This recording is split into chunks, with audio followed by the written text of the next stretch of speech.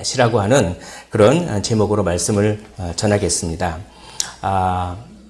사울과 블레셋은 참 뗄래야 뗄 수 없으면서 사울에게 있어서 블레셋은 참 사울을 비참하게 하는 그런 존재였습니다. 왜냐하면 사울이 맨 처음에 왕에 올라서 암몬 족속과의 싸움을 잘 치르고 오늘 볼 본문이지만 사무엘과 첫 번째 싸움에서 그 싸우는 과정 중에 불순종해서 왕권을 잃어버리게 되는, 왕조를 그렇게 빼앗기게 되는 그런 일이 있습니다. 또 이 사무엘과 또 전쟁 중에 이 다윗과 골리앗 전투가 있지 않습니까? 그것을 통해서 사울은 이렇게 무서워서 쩔쩔매고 있는데 그냥 어린 소년이 다윗이 나가서 골리앗을 쓰러뜨리고 하니까 사울 왕의 체면이 그냥 말이 아니었습니다. 그러니까 블레셋 때문에 자기 체면이 확 깎여버리고, 그리고 사울이 어떻게 죽었냐면 블레셋과 싸우다 죽었어요. 블레셋과 싸우다. 그러니까 블레셋은 정말 사울에게 있어서 참 자기를 작게 하게만, 비참한 그런 존재입니다. 우리의 삶을 비참하게 하는 것들이 무엇입니까? 그것이 우리의 블레셋이죠. 이어령 교수는 이런 얘기를 합니다. 싸움 그 자체는 슬픈 것도 괴로운 것도 아니다. 항상 싸움의 대가가 그 결과에 대한 기대가 우리를 비참하게 만든다라고 합니다. 기대 때문에 비참해진다라고 하는 그런 통찰을 얘기한 것이죠. 이것은 크기와 관계에 있습니다. 뭔가 좀 크게 되고 싶고, 그래서 이런 말을 많이 하지 않습니까? 절 좀 키워주십시오. 뭔가 좀 크게 되고 싶습니다. 라고 하는 것. 크기에 대해서 기대를 가지면 또 그 크기 때문에 비참하게 되는 것입니다. 오늘 우리는 크기에 대해서 어떻게 반응해야 될까? 크기에 대한 올바른 반응에 대해서 사실 오늘 살펴보고자 하는 것입니다. 그런데 오늘 본문을 이렇게 말씀드리기 전에 잠깐 우리가 말씀드려야 될 것이 있습니다. 우리 1절에 보면 사울이 왕이 될 때 40세라 그가 이스라엘을 다스린 지 2년에 이렇게 돼 있죠. 한글 성경에. 그런데 우리 히브리 성경 마소라 사본이라고 하는 그 사본이 가장 대표적인 사본인데 그것이 이 두루마리로 돼 있고 막 그러다 보니까 이게 요 1절 부분이 좀 상태가 좀 안 좋습니다. 좀 부패하고 낡았고 하면 그런 것 같아요. 그래서 이 1절을 이 히브리 성경 그대로 읽으면 이렇게 됩니다. 사울이 1살 때 왕이 되어 이스라엘을 2년간 통치했다. 이렇게 돼 있어요. 그러니까 이게 뭔가 글자가 빠진 거겠죠. 뭔가 글자가 빠진 거겠죠. 그래서 이걸 번역하기 위해서 한번 제 설교를 들은 다음에 한번 찾아보십시오. 새번역 성경, 공동 번역 성경, 바른 성경 번역이 다 제각각입니다. 어떤 데는 사울이 왕이 될 때 30세라고 하고, 아니면 이스라엘을 40년간 다스렸다고도 하고, 번역이 제각각입니다. 영어 성경도 한번 보십시오. 영어 성경도 NIV라고 하는 버전, ESV라고 하는 버전, NRS 이런 버전, 이 번역이 다 제각각입니다. 그래서 이걸 먼저 말씀을 드리고 싶습니다. 어떤 유명한 학자는 이렇게 이 본문이 불완전한 채로 남아있는 것 자체가 사울의 통치가 불완전했음을 나타내 주는 게 아닌가라고 하는 통찰력 있는 제안을 했습니다. 마치 이렇게 불완전하듯이 사울이 불완전한 것이죠. 블레셋에 무릎을 꿇으면 그렇게 불완전하게 되는 것입니다. 자, 이렇게 얘기를 해드리고 우선 오늘 내용이 참 많은데 먼저 요약해서 전쟁 이야기를 한번 제가 해드리고 싶습니다. 오늘 보면 1절에 보시면 이렇게 되어 있습니다. 1절에 보면은 이제 사울이 왕이 될 때에 40세라 그가 이스라엘 다스린 지 2년에 하고 2절에 이스라엘 사람 3,000명을 택하여 그 중에서 2,000명은 자기와 함께 믹마스와 베델산에 있게 하고 1,000명은 요나단과 함께 베냐민 기브아에 있게 하고 남은 백성은 각기 장막으로 보내니라. 이 3,000명을 뽑았습니다. 이 왕정 제도가 되면서 모병을 했죠. 군대 모집을 했는데 군대 모집을 해서 그 중에 나머지는 돌려보내고 정예군 아마 상비군이겠죠. 3,000명을 뽑아서 오늘 본문에 보니까 어디에 위치시켰냐면 믹마스와 베델산에 2,000명이 있다라고 합니다. 그래서 여기 보면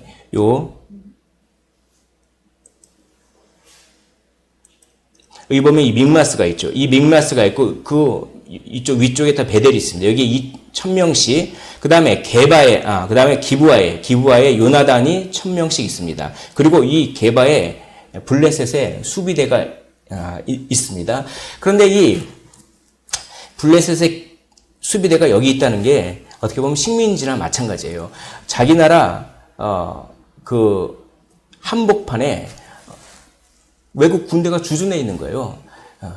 그러니까 이게 거의 이 블레셋의 속국 비슷한 느낌입니다. 자, 근데 사울이 왕이 될 때 블레셋을 그렇게 치라라고 하는 일종의 그런 이제 명령을 받았는데 블레셋이 워낙 힘이 강하니까 사울이 주저주저 하고 있는 것이죠. 그런데 아들 요나단이 아니 어떻게 우리나라 땅에 저 군대가 이렇게 주둔해 와 있을 수가 있겠는가라고 하면서 뭔가 이 거룩한 어떤 욕망 혹은 약간 젊으니까 젊은 어떤 혈기도 있었겠죠. 사울은 이렇게 조금 이렇게 주저주저하고 있었는데 그래가지고 이 기부아에 1,000명이 있었지 않습니까? 이 게바에 있는 블레셋 수비대이기 때문에 숫자가 얼마 안 돼요. 그래서 여기를 쳐버렸습니다. 쳐버리니까 이때다라고 하면서 이제 전쟁의 빌미를 명분을 얻었다라고 하면서 전면전으로 하자라고 그렇게 합니다. 그래서 그 이스라엘 군대를 끌어모으기 시작해요. 블레셋이 얼마나 많은 군대를 끌어모으냐면 5절을 보면 이렇게 되어 있습니다. 블레셋 사람들이 이스라엘과 싸우려고 모였는데 병거가 3만이요 마병이 6,000명이요 백성은 해변에 모래같이 많더라라고 되어 있습니다. 그래서 그들이 벳아웬 동쪽 믹마스에 진친다라고 하면서 이 벳아웬 동쪽 믹마스 여기에 진치고 있었어요. 자, 이게 그렇게 전쟁이 막 일어나려고 하다 보니까 사울도 군대를 모읍니다. 군대를 어떻게 모으냐면 자, 맨 처음에 믹마스에 사울의 군대가 있었죠. 그래서 길갈로 쭉 내려갑니다. 길갈로 내려가서 이 길갈에서 군대를 모집해요. 군대를 모집합니다. 3,000명의 정예군은 있었고 별도로 또 군대를 모집합니다. 그때 이 블레셋은 이 이게 서쪽이거든. 서쪽 해안가요. 이게 지중해인데 이 해안가에 이렇게 나라가 있었어요. 여기서 어마어마한 군대를 모집해서 아까 병거가 3만 대라고 했죠. 이렇게 올라온 것입니다. 그래서 믹마스에 진쳐요. 원래 믹마스에 사울의 군대가 있었는데 사울의 군대가 이렇게 내려가서 이 길갈에서 군대를 모집하는 사이에 엄청난 숫자의 군대를 가지고 믹마스로 쭉 올라오니까 사울이 여기를 보고 이 학자들이 여기 지리를 연구한 학자들이 여기 믹마스부터 길갈까지 길이 나 있대요. 이렇게 쭉 길이 나 있는데 이 길이 폭이 3m 이상 되는 그 길이라고 합니다. 그러니까 병거가 지나갈 수 있어요. 이 병거가 말탄 병거가 말을 끌고 그 병거가 막 쫓아오면 이 빅마스에서 길갈까지 한나절이면 온다고 합니다. 그러니까 한나절이면 오는 거예요. 여기에 빅마스에 진치고 있는 그 엄청난 군대들을 여기서 길갈에서 아마 바라보고 또 무슨 어떤 전령들이 있었겠죠. 그러니까 그걸 알고 여기 맨 처음에는 길갈에 모였던 사람이 그래 드디어 우리가 블레셋과 싸우는구나. 한번 맞붙여 보자. 라면서 모였는데 엄청난 크기의 블레셋 군대를 보고 사람들이 도망가기 시작했습니다. 다 도망가요. 막 도망가고 심지어는 이 요단강 있죠. 요단강 건너편까지 도망가서 길르앗 땅까지 도망갑니다. 왜냐하면 요단강은 병거가 못 건너잖아요. 그러니까 막 도망가 버립니다. 엄청나게 도망가고 막 그러는 사이에 사무엘이 와야 되거든요. 사무엘이 와서 승인을 해줘야 전쟁을 할 수가 있습니다. 사무엘이 안 오는 거예요. 근데 군대는 막 도망가고 있어요. 그러자 사울이 자기가 그냥 제사를 드리는 것이죠. 사울이 왕이기 때문에 제사 드렸다라고 하는 그 자체가 문제가 되는 것은 아닙니다. 제사를 꼭 제사장이 드려야 하는데 왕이 드렸다고 해서 문제가 되기보다는 이 제사를 드린다고 하는 것은 전쟁의 시작을 의미해요.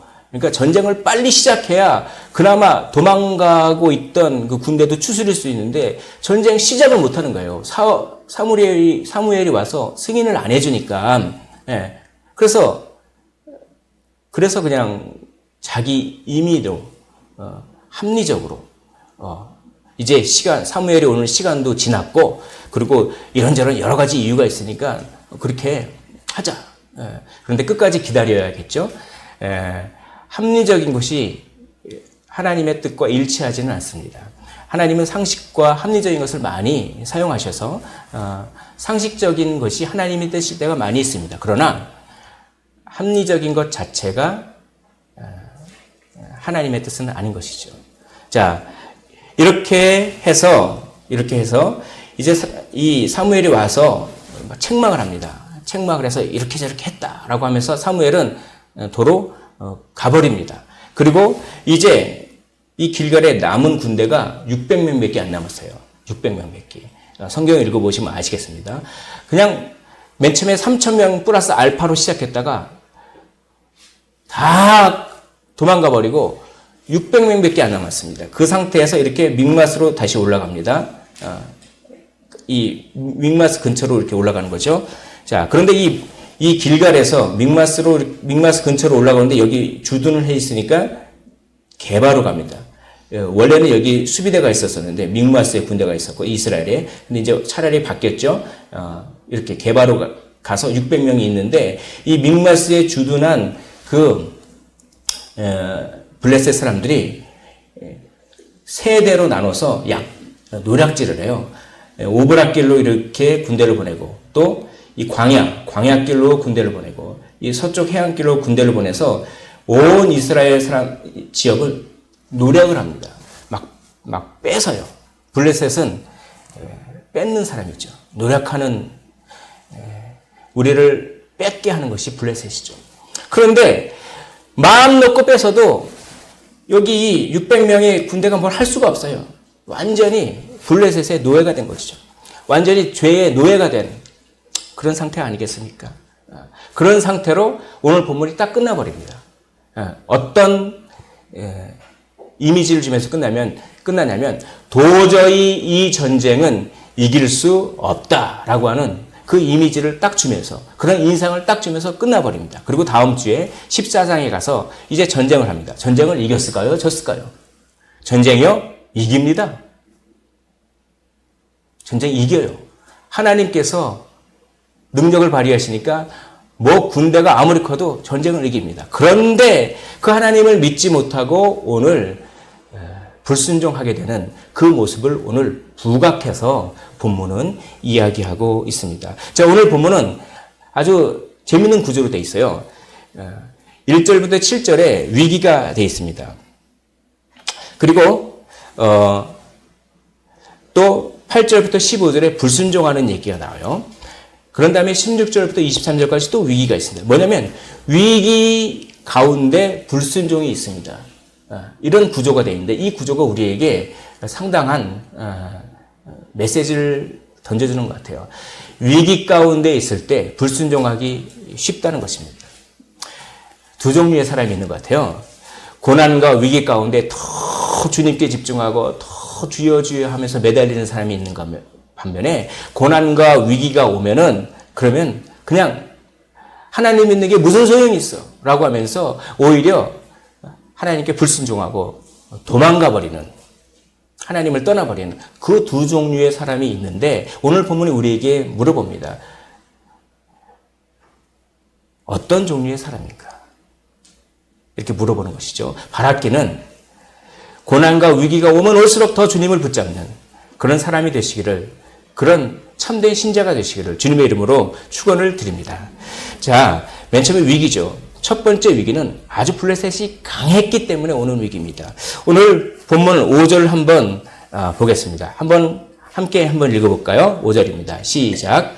블레셋 사람들이 이스라엘과 싸우려고 모였는데 병거가 3만이요 마병이 6천 명이요 백성은 해변에 모래같이 많더라 라고 되어 있습니다. 여기서 이 병거가 엄청난 겁니다. 이 병거가 얼마나 강력한 무기인지 이 병거에 아마 2인 1조로 타게 됐을 거예요. 2명이 타서 한 사람은 말을 몰고 한 사람은 활을 쏘고 하는 그 탱크 같은 거죠. 그게 3만 대예요. 3만 대. 예. 그리고 마병이 6천 명이고 말을 끄는 마병이 그리고 백성에는 너무나 많아서 해변에 모래같이 많다라고 하면서 엄청난 크기를 이야기합니다. 예. 이 본문은 3만 명이 좀 과장됐다라고 이렇게 얘기하는 학자가 있어요. 그래서 학자들이 있는데 3천일 것이다. 병거가 3천일 것이다. 라고 얘기합니다. 근데 그게 더 일리가 있어요. 왜냐하면 마병이 6천 명이 있기 때문에 2인 1조라면은 병거가 3천이 맞는 거겠죠. 이 마소라 사본은 병거를 3천으로 기록했지만 시리아 사본이라고 하는 사본이 있습니다. 오늘 참 복잡한 얘기 많이 하네요. 왜냐하면 이 사무엘상 13장이 상당히 어려운 장입니다. 이 시리아, 아마 헬라어로 기록되는지 모르겠는데 이 시리아 성경은 여기 병거가 3천이라고 돼 있어요. 아마 3천이 맞을 거예요. 그런데 3만이라고 한 것에 큰 의미가 있습니다. 왜냐하면 이 고대에서 너무나 실력 차이가 날 때, 그걸 강조하기 위해서 과장법을 쓴다라고 이렇게 유명한 구약학자가 이렇게 얘기합니다. 그러니까 과장법을 써서 그렇게 블레셋이 엄청난 크기로 다가온다. 사실 그렇죠.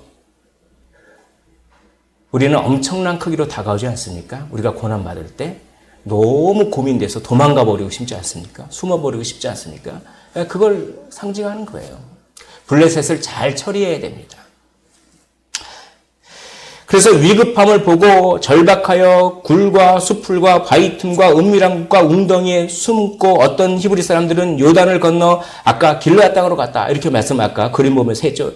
다 도망가고 숨고. 근데 여기 보십시오. 여기 보면 여기 은밀한 곳이라고 번역되어 있는데 이게 영어 성경에는 이렇게 번역된 데가 있어요. ESV나 이런 데 보면은 무덤입니다. 무덤.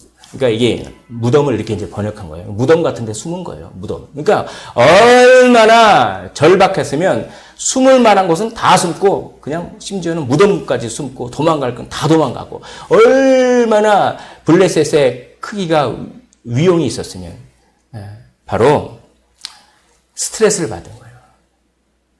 위급함을 보고 절박하여. 이 절박하다는 말은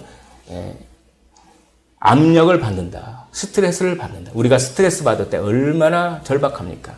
무덤가에라도 숨고 싶은 그런 아주 엄청난 스트레스. 그게 크기에 있다는 것입니다. 크기에 짓누릴 때 우리는 숨고 도망갑니다. 크기에 짓누릴 때 이 크기를 잘 처리해야 하는 것이죠. 오늘 본문을 통해서 나에게 다가오는 크기를 잘 처리하셨으면 참 좋겠습니다. 강한 블레셋이 단지 자신들의 위용을 보여주기만 했는데도 이스라엘은 정신을 잃을 정도로 위축감에 휩싸여 버리는 것입니다. 실제로 무엇인가가 이루어지지 않았음에도 그냥 단지 보는 것만으로도 두려움을 갖지 않습니까? 그런 인간상을 오늘 본문이 우리에게 그렇게 보여주는 것이죠. 접니다, 저. 보는 것만 해도 실제로 뭔가 닥치지도 않았는데 보는 것만 가지고 그렇게 두려워서 불순종하고 싶고 숨어버리고 싶고 도망가 버리고 싶고 라고 하는 그런 인간상을 보여주는 것이죠. 블레셋은 도저히 이길 수 없을 것 같은 모습으로 다가옵니다. 항상 그렇게 다가와요. 블레셋은. 그러나 이걸 기억하십시오. 그것이 그들의 참모습은 아닙니다. 엄청나게 크게 다가오는 무엇인가가 있습니까? 그게 정말 큰 것이 아니라는 것입니다. 그것을 기억하라는 것이에요. 우리가 단지 보는 행위가 중요한 것이 아니라 보는 태도가 중요한 것이죠. 어떻게 보는가? 그것이 중요합니다. 크기에 대해서 적절한 반응을 해야 되는 것입니다. 어떤 반응이냐면 전쟁의 승패는 만군의 하나님께 있다라고 하는 이것으로 참 큰 것을 많이 추구해요. 그래서 사람들은 아파트도 뭐 20평대 있으면 30평대를 가고 싶고 30평대 있으면 40평대 가고 싶고 40평대 있으면 50평, 60평 뭐 크기를 자동차도 뭐 몇 cc에서 몇 cc 좀 더 큰 거를 그리고 큰 거를 추구하는 것 자체가 뭐 나쁜 건 아니지만 큰 것이 우상이 되면 안 되겠죠. 예, 하나님보다 더 추구해서는 안 되겠죠. 그리고 남들은 저렇게 큰데 남들은 이것도 가지고 있고 저것도 갖고 있고 막 그러는데 나는 안 가지고 있을 때 얼마나 위축되고 예, 남들이 큰 걸 보면서 얼마나 자기 자신은 작게 생각합니까? 정말 작습니까? 아니요. 우리의 크기를 왜 우리가 정합니까? 우리의 크기는 하나님이 정하시는 거지.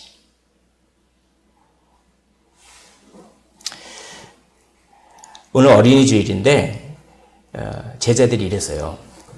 예수님이 십자가 지로 가는 그런 그런 노정에서 제자들이 아직도 정신을 못 차리고 누가 큰지를 싸웁니다. 네가 크냐, 내가 크냐. 예수님이 정권을 잡으면 네가 뭐 국무총리 아니냐, 내가 장관 아니냐. 그러니까 예수님이 어린아이를 하나 부르다가 이 어린아이와 같아야 천국 간다. 이 어린아이와 같이 자기를 낮추는 사람이 천국 간다. 이렇게 얘기한 것이죠. 그 크기에 대한 올바른 반응, 크기에 대한 올바른 생각 좀 가져라. 크기에 대해서 올바른 생각을 가져야 되는 것입니다. 그래야 우리가 자유로울 수가 있습니다. 자, 이렇게 크기에 대해서 위축감을 가지니까 불순종하게 됩니다. 위축감에 무릎을 꿇게 되는 것이죠. 오늘 사울이 그 불순종하는 것을 이렇게 보면 크기에 대해서 분별을 실패하니까 위축감이 듭니다.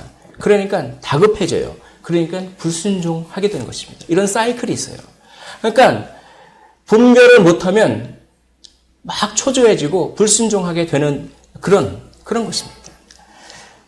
감당할 수 없을 만큼 크다. 또 빨리 벗어나자. 불순종해도 어쩔 수 없다. 이런 생각으로 확 밀고 오면서 분별을 실패하게 만들지 않겠습니까? 이런 생각들을 블레셋이라고 합니다. 이런 생각들이 블레셋이에요.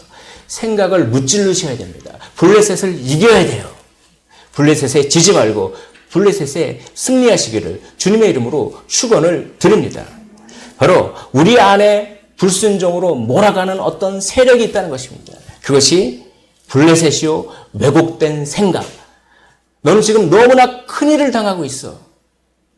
불순종해도 괜찮으니까 일단 빨리 벗어나 라고 하는 그런 블레셋, 우리 안에 블레셋, 그것을 무찔러야 한다고 오늘 본문이 이야기를 하는 것입니다. 사울은 그걸 무찔러지 못했어요. 이래 동안을 기다렸으나 사무엘이 길갈로 오지 아니하며 백성들이 사울의 손에 막 흩어지고 그러니까 이제 와서 왜 네가 무슨 짓을 했느냐라고 사무엘이 물어보니까 이렇게 합리화를 합니다.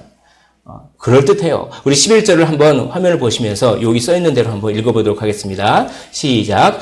백성은 내게서 흩어지고 당신은 정한 날 안에 오지 아니하고 블레셋 사람은 믹마스에 모였음을 내가 보았으므로 봤어요. 세 가지를 봤습니다. 백성이 흩어지는 걸 봤습니다. 또 무엇을 봤습니까? 사무엘이 오지 않는 것을 보았습니다. 또 무엇을 보았습니까? 블레셋 사람들이 믹마스에 모였음을 보였습니다. 아까 말했죠. 믹마스에서 길갈까지 도로가 나와 있기 때문에 반나절이면 병거가 쫙 와서 그러니까 엄청 보는 것 때문에 엄청나게 크게 생각되고 그 분별을 못하니까 막 위축되고 다급해지고 그래서 결국 불순종해 버리게 되는 그런 사울의 모습을 봅니다. 왕이 망령되이 행하였도다. 왕이 하나님 여호와께서 왕에게 내리신 명령을 지키지 아니하였도다. 지금은 왕의 나라가 길지 못할 것이라. 근데 참 이 말을 보면 사무엘이 좀 너무한 것 같습니다. 본인이 늦어놓고서, 그리고 보니까 전쟁이 지금 빨리 한시가 급하고, 그리고 빨리 와서 승인을 해줘야 되는데, 본인이 늦어놓고선 왜 이렇게. 그런데 여기는 이런 뜻이 있습니다. 바로 언약을 위반했기 때문에 이렇게 얘기한 거예요. 지금 이것이 무엇과 걸리냐면 단순히 제사를 드렸기 때문이 아니라 아까 말씀드렸죠. 왕정 제도를 하나님께서 허락하셨지만 그 왕은 어떤 왕이냐면 선지자에 의해서 제한과 견제를 받는 조건 하에서 왕정을 허락하셨어요. 그것이 11장에 나옵니다. 길갈에서, 이 불순종한 길갈에서 나라를 새롭게 하자라고 하는 뜻이 그런 뜻이라고 제가 몇 주 전에 설교를 했죠. 그리고 지난주에 고벨 설교를 하지 않았습니까? 사무엘이 고벨 설교를 할 때도 똑같은 얘기를 해요. 똑같은 얘기. 이 번개와 우레가 막 떨어지니까 백성들이 막 두려워하면서 저희가 하나님 말고 왕을 구한 것을 정말 우리 잘못했습니다. 우리를 위해서 기도해 주십시오라고 하면서 할 때 이 고벨 설교가 취임 설교로 되면서 일종의 언약이, 새로운 계약이 체결된 그런 형태였어요. 그게 뭡니까? 왕정 제도를 인정하지만 그 왕정 제도는 하나님의 뜻을 전달하는 선지자에 의해서 통제받아야 된다라고 하는 일종의 계약이 성사되었던 거예요. 그걸 어긴 것입니다. 그러니까 왕이 망령되이 행했다라고 하는, 그래서 왕이 이제 왕권을 온전히 다 유지하지 못한다라고 굉장히 강한 그런 심판을 받는 것이죠. 우리는 기다려야 될 때와 행동해야 될 때를 잘 구분해야 됩니다. 이것은 끝까지 기다려야 됐어요. 끝까지. 사무엘 보십시오. 사무엘은 어떻습니까? 그 번제를 막 드리는데, 제사를 드리는데 블레셋이 막 쳐들어오는데 어떡합니까? 끝까지 기다렸어요. 우리가 기도할 때 기도 응답이 안 됩니다. 그럼 어떡할까요? 기도를 열심히 했습니다. 40일 금식을 했습니다. 기도 응답이 뚜렷하게 안 보입니다. 그럼 어떡할까요? 기다려야죠. 기다리는 게 응답입니다. 계속 기다리는 것입니다. 내가 40일 금식했으니까, 나 기도할 만큼 했으니까, 그런 다음에 자기가 생각하는 합리적인 방법으로, 뭐 군대가 쳐들어오고 막 그러니까 합리적인 방법으로 그냥 해버리는 거. 그건 하나님의 명령을 어기는 불순종이라고 하는 것이죠. 이걸 어겼습니다. 왜요? 크게 느껴졌기 때문에. 위축돼서 크기에 대한 올바른 반응을 하지 못했기 때문에 이렇게 언약을 어기고 만 것입니다.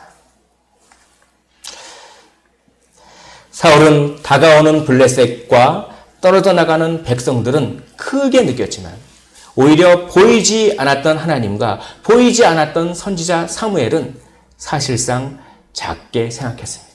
우리가 불순종할 때는 딱 하나입니다. 우리가 하나님의 말씀을 어기고 불순종할 때는 그 불순종하게 하는 것을 하나님보다 더 크게 생각하는 때라는 것입니다. 우리가 불순종하면 하나님을 작게 생각하는 그런 순간이죠. 부정적인 생각이 그렇습니다. 난 안 돼, 난 안 돼. 저 군대가 저렇게 큰데 내가 어떻게 이길 수 있겠어? 라고 하는 부정적인 생각. 그리고 교만한 생각.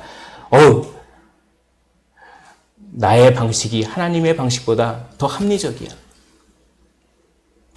부정적이고 교만한 생각이 곧 블레셋인 것입니다. 그것이 분별을 흐리게 하며 그것이 다급하게 만들고 초조하게 만들고 그것이 결국 불순종하는 것입니다. 우리 안에 있는 부정적인 생각이 있습니까? 나는 안 돼, 나는 안 돼 하는 거, 그거 다 블레셋이에요. 우리 안에 있는 교만한 생각이 있습니까? 우쭐대고 내가 뭐 할 수 있어, 내가 뭐 할 수 있어. 그거 다 블레셋입니다. 부정적인 생각은 교만한 생각과 친구입니다. 뗄래야 뗄 수가 없어요. 부정적인 생각을 많이 하는 사람은 사실 교만한 생각을 많이 하는 사람이며 교만한 생각을 많이 하는 사람은 부정적인 생각을 많이 하는 사람입니다.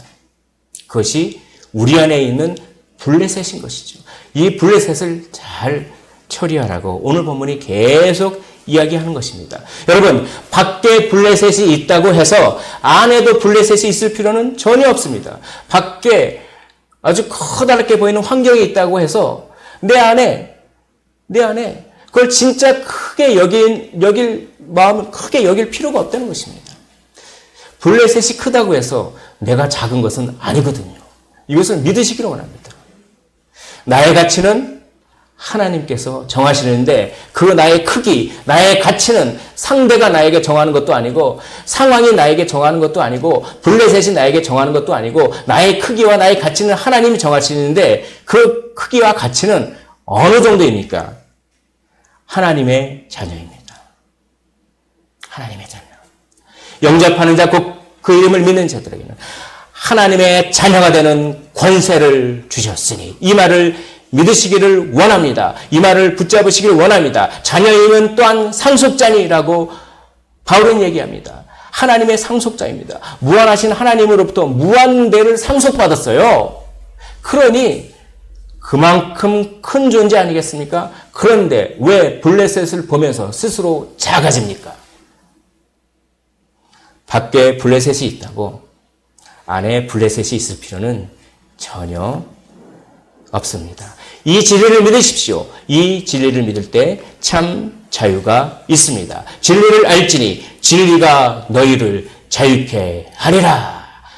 진리로 말미암아 나는 하나님의 자녀다. 나는 하나님께서 인정해 주시는 크기와 가치를 지녔다라고 하는 이 진리를 붙잡고 블레셋의 노예가 되지 말고 자유를 얻으시기를 원합니다. 부정적인 생각에 노예가 되지 말고 교만한 생각에 노예가 되지 말고 자유를 얻으시기를 주님의 이름으로 축원을 드립니다. 그 길을 스스로 정할 때 교만하거나 부정적인 생각을 할 때 하나님께로부터 벗어나며 진리로부터 멀어집니다. 자유를 잃어버리게 되어 크기의 노예가 됩니다. 현대에는 얼마나 크기의 노예가 되는지 모르겠습니다. 얼마나 숫자의 노예가 되는지 모르겠습니다. 보십시오. 우리가 언제 가장 속상합니까? 숫자 때문이 아니겠습니까? 우리가 언제 가장 힘듭니까? 크기 때문이 아니겠습니까? 혹시 교회도 그런가요? 저 자신을 돌아봤습니다. 숫자 때문에 괴로워하고 크기 때문에 괴로워하고 한 적이 있었습니다. 있어도 많았습니다. 그게 제 안에 블레셋이죠. 그럴 때마다 하나님이 내 가치와 크기를 정하신다라고 하는 생각을 계속했습니다. 계속. 그거 외에는 이겨낼 방법이 없어요. 여러분, 사탄은 우는 사자와 같이 오늘 삼킬자를 찾고 있습니다. 어떻게 해요? 너는 작어, 너는 작어, 너는 손해봤어, 너는 모자라, 네가 갚아줘야지 하면서 크기를 가지고 얼마나 물어뜯는지 모르겠습니다. 그럴 때 이렇게 얘기하는 것이죠. 네 크기를 왜 네가 정하냐? 내 크기를 왜 네가 정해? 내 크기는 하나님이 정해. 나는 하나님의 자녀가 되는 권세와 권력이 있어. 라고 하면서 마귀를 대적하시기를 원합니다. 마귀를 대적하라. 라고 하지 않았습니까? 그러면 그가 떠날 줄 믿습니다. 예수님이 대적했죠. 마귀가 유혹했을 때 예수님이 하나님의 말씀으로 산다라고 하면서 신명기의 말씀을 탁탁 적용하면서 마귀를 대적했죠. 마귀는 생각을 사용합니다. 부정적이고 교만한 생각을 사용해요. 마귀는 블레셋을 사용하는 것이죠. 블레셋은 마귀의 종입니다. 여러분, 생각 때문에 힘들잖아요. 블레셋 때문에 힘들잖아요. 그럴 때 참 진리의 생각을 집어넣으면 그 진리의 생각이 블레셋과 같은 생각을 몰아내는 거예요. 네. 사랑에는 두려움이 없나니 온전한 사랑이 두려움을 내어 쫓느니라 라고 말씀합니다. 여러분, 내쫓으십시오. 저한테 얘기하는 것입니다. 내쫓으십시오. 블레셋을 내쫓으시기를 원합니다. 이제 그렇게 블레셋을 내쫓지 못하니까 궁극적인 위기가 와요.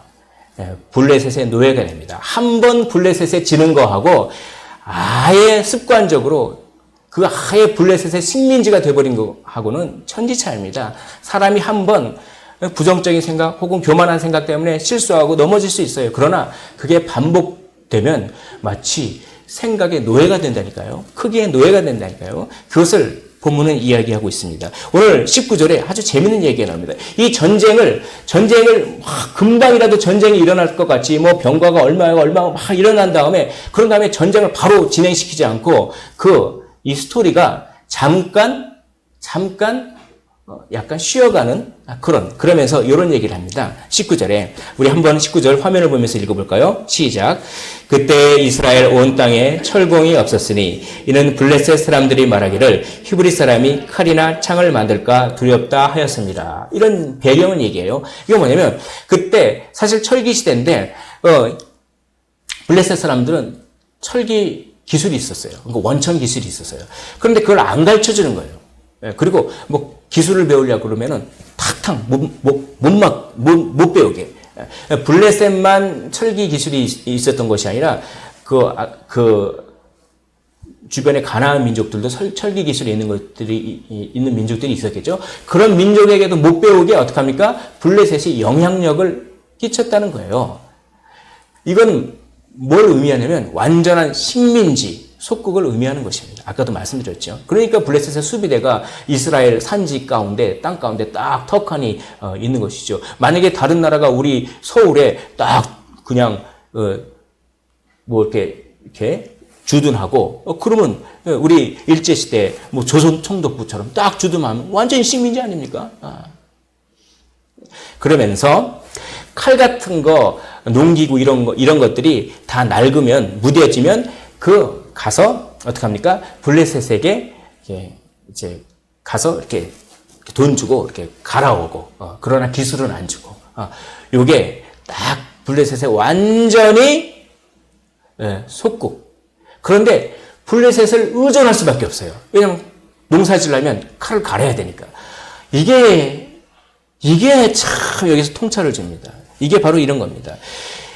블레셋의 식민지가 된 이스라엘인데 이스라엘은 뜻이 뭔지 아십니까? 하나님과 및 사람과 겨루 이겼다. 이스라엘은 이겼다. 승리자라고 하는 뜻이에요. 이름이. 근데 식민지죠. 우리 이름이 뭡니까? 그리스도인입니다. 우리는 기름 부음을 받은 자입니다. 우리는 하나님이 인정하신 분이에요. 우리는 하나님의 자녀입니다. 우리는 힘이 있어요. 능력이 있습니다. 우리가 힘이 있는 것이 아니라 우리 안에 계신 성령이 능력이 있기 때문에 그렇습니다. 그래서 내가 능력 주신 자 안에서 내가 못할 것이 없다라고 담대하게 얘기할 정도로 우리는 승리자인데 우리는 패배자처럼 살고 있지 않겠습니까? 바로 이것입니다. 블레셋을 미워하면서도 블레셋을 의존해요. 칼 가는 게. 보십시오. 우리는 부정적인 생각을 참 싫어하면서도 부정적인 생각을 의존하고 있지 않습니까? 우리는 교만한 생각을 참 싫어하면서도 내가 왜 이렇게 교만한 생각을 할 수 있어? 라고 참 자기 자신이 교만한 생각할 때 싫어하면서도 교만한 생각을 의존할 때가 얼마나 많은지 모르겠습니다. 바울은 로마서 7장에서 말합니다. 나는 이걸 하고 싶은데 내 속사람은 이걸 하고 싶은데 그것과 반대되는 이걸 하는 나를 발견하도다. 오호라 이 공고한 자로다. 누가 이 사망의 몸에서 나를 구원해 줄 것인가? 라고 노래하고 있는 것입니다. 그렇게 고백하고 있는 것입니다. 그게 블레셋이죠. 우리 안에 있는 부정적이고 교만한 생각, 그게 싫으면서도 그 생각에 의존하는 그게 궁극적인 위기예요. 그 위기는 결코 이길 수 없을 것 같이 보입니다. 그러나 오늘 본문에서 그 위기를 이길 수 있는 한 구절을 줍니다. 한번 읽어보겠습니다. 14절 이 화면에 있는 것을 한번 읽어보겠습니다. 자, 시작. 여호와께서 그의 마음에 맞는 사람을 구하여 그의 백성의 지도자로 삼으셨느니라. 방법은 하나님의 마음에 맞는 사람이 되는 것입니다. 하나님의 마음에 내 마음을 맞추십시오. 그러면 그 생각이 부정적이고 교만한 생각이 녹아지기 시작하는 것입니다. 블레셋을 이겼던 그 이스라엘 역사 중에서 블레셋을 완전하게 이겼던 두 사람이 사무엘입니다. 아까 사무엘을 얘기했죠. 블레셋이 크기가 다가와도 그 크기는 작다라고 생각하는 것입니다. 하나님에 비하면 블레셋은 작다라고 생각하는 것이에요. 하나님이 진짜 가장 크다라고 생각하는 것입니다. 그랬기 때문에 기다릴 수가 있었어요. 또 오늘 보십시오. 그 크기에 얼마나 다윗은 다른 사람들은 골리앗의 그 크기에 얼마나 위축돼서 주저주저하고 싸울 생각도 안 했습니다. 그러나 다윗이 나가면서 너는 칼과 단창으로 나오지만 너는 칼과 단창을 크다고 생각하지. 너는 그래서 그 크기로 나오지. 그러나 나는 만군의 여호와의 이름으로 나온다. 나는 네가 생각하는 크기의 기준이 좀 달라. 나는 만군의 여호와의 이름이 나에게서 가장 크신 존재야. 라고 하면서 하나님이 크심을 인정하며 나아가는 것입니다. 그것이 하나님의 마음에 합한 사람, 하나님의 마음에 맞는 사람은 하나님이 제일 크다라고 생각하는 사람이에요. 이것으로 부정적인 그리고 교만한 생각, 우리 안에 있는 블레셋을 무찔 수가 있는 것입니다. 블레셋을 이기는 유일한 길, 하나님의 마음에 맞는 마음. 이 하나님의 마음에 맞는다라고 하는 것을 브루스 월트피라고 하는 사람이 이렇게 해설했습니다. 너무 멋있습니다. 제가 한번 읽어보겠습니다. 여호와는 자신의 마음을 따르는 자를 주목하십니다. 여호와는 자신의 마음을 따르는 사람을 지금도 찾고 계시고 그 사람을 주목하고 계세요. 사용하시려고. 이 사람은 거짓힘, 즉 보기에만 강한 것에 절망하지 않고 하나님의 참된 힘, 즉 믿음으로 상황 속에서 초월적인 상황을 보는 것을 의지한다. 얼마나 멋있습니까? 믿음으로 상황 속에서 또 다른 초월적인 상황을 보는 것입니다. 할렐루야. 할렐루야. 하나님께서 역사하고 계신 줄 믿습니다. 하나님께서 우리를 이기게 하시는 줄 믿습니다. 아버지, 당신의 마음이 있는 곳에 나의 마음이 있기를 원합니다. 나의 마음이 아버지의 마음을 알아서 내 모든 뜻이 아버지의 뜻이 될 수 있기를 원합니다. 내 모든 삶이 당신의 삶이 되기를 원합니다. 주님, 제 마음을 주님의 마음에 맞추겠습니다. 하나님의 마음에 합한 자가 되겠습니다. 무슨 말입니까? 하나님이 제일 크다고 생각하겠습니다. 라고 하는 것입니다. 이것을 이렇게도 표현할 수가 있습니다. 수고하고 무거운 짐진 자들아 다 내게로 와. 내가 너희를 쉬게 하리라. 나의 멍에를 메고 내게 배우라. 그리하면 너희 마음이 쉼을 얻으리니. 이 말은 주님의 인도함을 받겠다. 하나님의 노예, 주님의 노예가 되겠다라고 하는 것입니다. 세상 사람들은 노예를 착취합니다. 그러나 주님의 노예가 되면 주님이 다 알아서 해줘요. 그게 주님의 노예와 세상의 노예와 차이예요. 네. 하나님이 가장 크다라고 생각하는 사람은 내가 하나님의 마음에 내 마음을 맞추겠다라고 하는 사람이요. 그 말은 결국 내가 하나님의 노예가 되겠다라고 하는 그런 마음입니다. 여러분, 크기의 노예가 되지 마십시오. 크기의 노예가 되면 크기에 의해 착취를 당하지만 하나님의 노예가 되십시오. 그러면 하나님의 노예가 되면 예수님에 의해 쉼을 얻습니다. 수고하고 무거운 짐진 자들아 다 내게 오라. 내가 너희를 쉬게 하리라. 말씀을 정리하겠습니다. 크기 때문에 위축되십니까? 내 자신이 작게 느껴지십니까? 남들이 이렇게 큰데 나는 아직도 작고, 남들은 뭘 많이 성취한 것 같은데 나는 이렇게 성취도 못한 것 같고, 아니면 내 안에 뭔가 큰 고난이 와서 그 큰 고난이 크게 다가옵니까? 그렇게 위축되고, 그래서 하나님마저도 떠나버리고 불순종하고 싶을 때 이걸 기억하십시오. 똑같은 말을 세 가지로 달리 표현하겠습니다. 바로 이겁니다. 크기에 대한 올바른 반응을 배우라는 것입니다. 그것은 하나님의 마음에 맞는 마음입니다. 하나님과의 관계라고 하는 관점에서 크기에 대한 올바른 반응은 하나님의 마음에 맞는 마음, 이렇게 표현할 수가 있습니다. 그리고 이 자유라고 하는 관점에서는 크기에 대한 올바른 반응을 이렇게도 표현할 수가 있습니다. 크기의 노예가 아니라 하나님의 노예. 또 우리가 실천적으로, 구체적으로 어떻게 실천할 것인가? 실천적인 상황으로 보면 크기에 대한 올바른 반응을 구체적으로 이렇게 표현할 수도 있습니다. 하나님이 가장 크시다는 믿음으로 왜곡된 생각, 마음의 블레셋을 몰아내십시오. 우리 한번 따라해 볼까요? 하나님의 마음에 맞는 마음. 크기의 노예가 아니라 하나님의 노예. 하나님이 가장 크시다는 믿음으로 왜곡된 생각, 마음의 블레셋을 몰아내십시오.